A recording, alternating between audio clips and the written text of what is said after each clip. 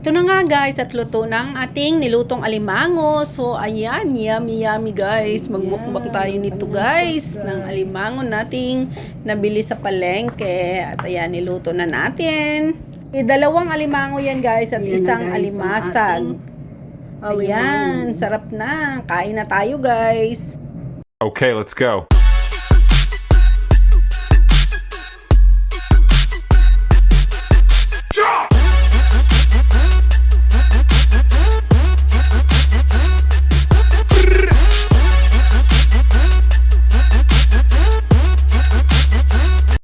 Hi guys, good morning, good afternoon, good evening, and welcome back to my YouTube channel. And this is Lilian Herbert channel.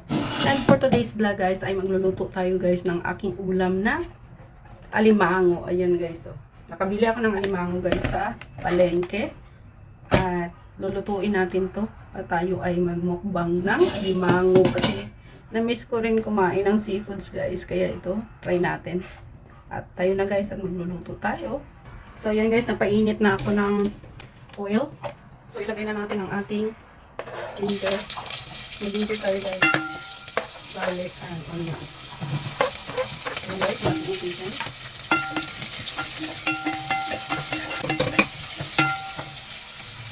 So yan guys, lagay na natin ang ating alimango. Ayan.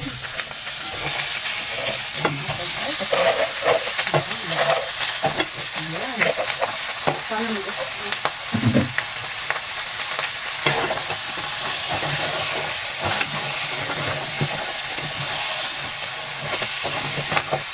So yan guys, takpan muna natin guys. Yan. Wait na lang tayo maya. So yan na nga guys, at habang niluluto natin ang ating alimango, so magagawa tayo ng sauce nya. So yan, bili tayo ng soy sauce. Sugar. Anong yung sugar guys? Una. Sugar. Cornstarch.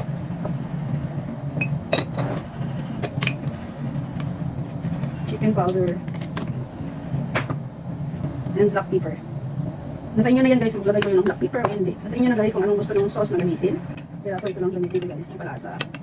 Kasi niluto ko lang yung ating alimango sa garlic, onion, and ginger. So ito ang ating pang sauce. Ayan. Okay, see you later guys. So yan guys, tingnan na natin. Wow. Yan ang ating alimango. Ang laki.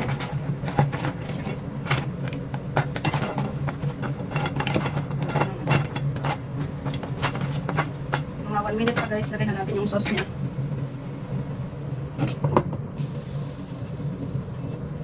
So yan guys, ang ating alimango. Alimango na may isang alimasag na kasama. Ito guys, mura lang nabili ko kasi yung ano to guys, doon kasi sa palengke, pag hindi na siya gumagalaw sa tubig, kinukuha na nila tapos ayan nilalagay nila sa plato. Pero bago pa lang yan kasi yan sila dito. Pag hindi na gumalaw na nandoon sila sa tubig, ayan, ibig sabihin patay na siya sa tubig kaya kinukuha na nila doon at nilalagay na sa plato at binibinta na nila ng mura. So ayan guys, lagay na natin ang ating sauce. Saucy. Ayan.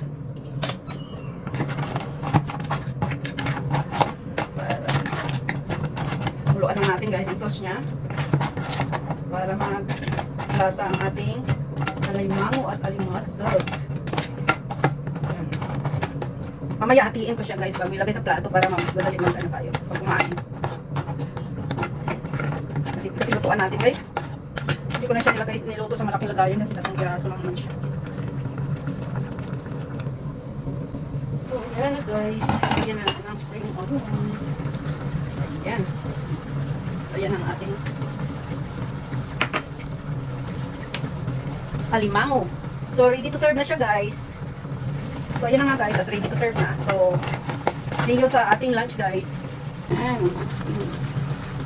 At ito, hiwain na natin guys sa half para madali natin kainin mamaya guys.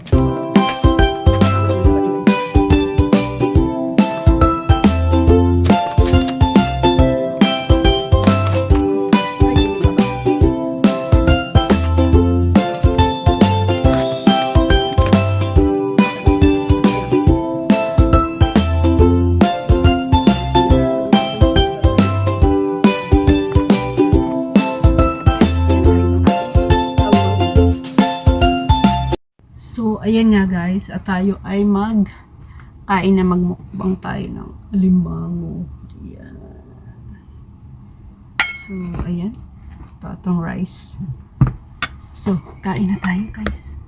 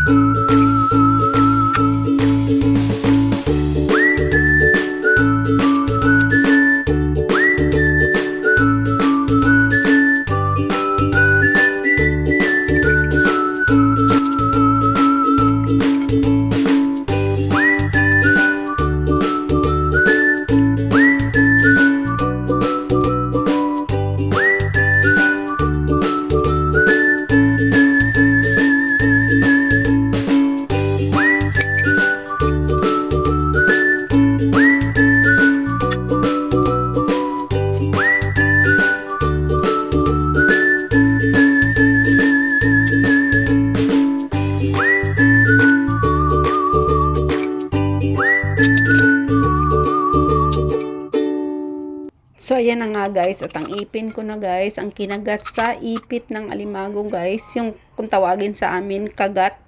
Kasi nga, hindi ko siya napukpok ng mabuti. So, kailangan mo siyang kagatin para mabuksan ng maayos ang kagat ng alimango. So, parang ipit yan tawagin sa Tagalog yata, pero hindi ko alam kung ano tawag sa inyo.